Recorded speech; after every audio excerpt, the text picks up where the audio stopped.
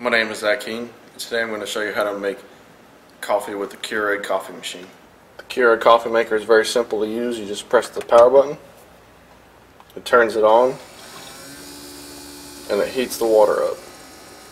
Once your water is heated up, simply lift this lever, take out the old coffee cartridge. Now there's several different kinds, as you can see, but I like the French vanilla cappuccino. Just place it right here, clamp it down, put your cup underneath and then mash the button. And the Keurig coffee maker pours out a whole cup of coffee.